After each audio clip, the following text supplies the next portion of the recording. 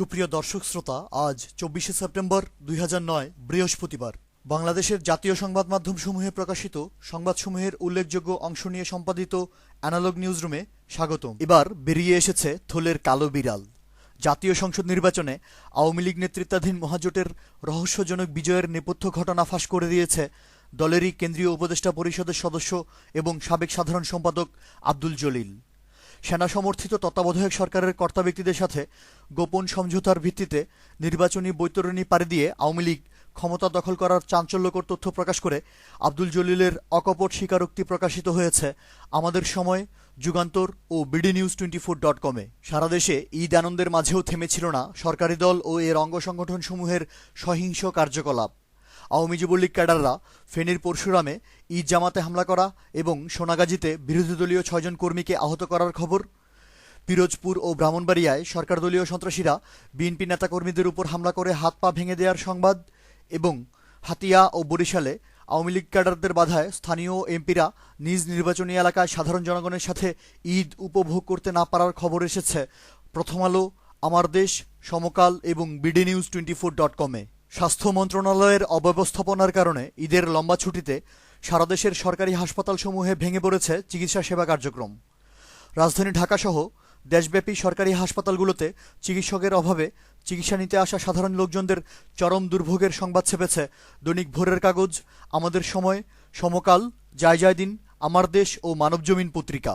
একক আধিপত্য বিস্তারকে উপলক্ষ করে সরকারি দলের বিভিন্ন গ্রুপে সংঘর্ষ ও গোলাগুলিতে খুলনা, রংপুর, সাতক্ষীরা, মাদারীপুর, মুন্সিগঞ্জ ও ফরিদপুরে ২ জন নিহত এবং ২ শতাধিক আহত হওয়ার সংবাদ প্রকাশ করেছে BDNews24.com, ইত্তেফাক, সমকাল, জয় দিন, আমার দেশ, যুগান্তর, আমাদের সময় ও প্রথম আলো।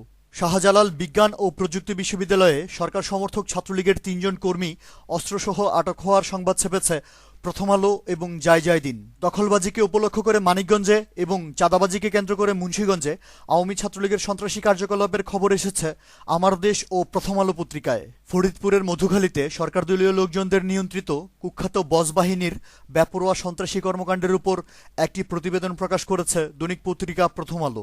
ঢাকা মেডিকেল কলেজ হাসপাতালে কর্তৃপক্ষের অনিয়ম এবং অব্যবস্থাপনার সংবাদ সংগ্রহ করতে যাওয়া একজন ফটো সাংবাদিক শারীরিকভাবে লাঞ্ছিত হওয়ার খবর ছেপেছে প্রথম আলো ও আমার দেশ। আওয়ামী যুবলীগের একজন নেতা লক্ষ্মীপুরের রামগঞ্জে ডাকাতি করতে গিয়ে সাধারণ জনগণের হাতে গণধোলাই খেয়ে মারা যাওয়ার সংবাদ এসেছে ইত্তেফাক এবং মানবজমিনে। ঈদুল ফিতরের ছুটিতে রাজধানী ঢাকা, নারায়ণগঞ্জ, চট্টগ্রাম সহ সারা দেশে হত্যাকাণ্ড এবং বেপরোয়া চুরি ডাকাতি, ছিনতাই, অজ্ঞান পার্টি ও মলম পার্টির তৎপরতায় আইনশৃঙ্খলা পরিস্থিতির ভয়াবহ অবনতির তথ্য প্রকাশ করে সংবাদ ছেপেছে ইত্তেফাক, ভোরের কাগজ, প্রথম আলো, মানবজমিন, আমার দেশ, জয় দিন এবং যুগান্তর। ঈদ উপলক্ষে ঢাকা কেন্দ্রীয় কারাগারে কারা কর্তৃপক্ষের দুর্নীতির খবর প্রকাশ করেছে যুগান্তর এবং মানবজমিন। কোনো প্রকার নিয়মনীতির তোয়াক্কা না করেই শুধুমাত্র রাজনৈতিক বিবেচনায় আওয়ামী লীগ দলীয় লোকজনদেরকে 10টি বেসরকারি টিভি চ্যানেল স্থাপনের লাইসেন্স প্রদান করার সংবাদ এসেছে আমাদের সময় পত্রিকায়। পবিত্র ঈদুল ফিতরের দিন দেশের সবচাইতে জনপ্রিয় রাজনৈতিক ব্যক্তিত্ব দেশনেত্রী বেগম খালেদা জিয়ার বাসভবনে সৌজন্য সাক্ষাৎ করতে যাওয়া বিশিষ্ট নাগরিকদেরকে সরকারি নির্দেশে বাধা প্রদান করার বিস্ময়কর সংবাদ প্রকাশ করেছে প্রথম আলো, মানবজমিন, ইত্তেফাক, আমাদের সময় এবং BDNews24.com। অ্যানালগ নিউজ আজ এ পর্যন্তই। আমাদের পরবর্তী নিউজ শোনার আমন্ত্রণ জানিয়ে আজকের মতো বিদায়। ধন্যবাদ।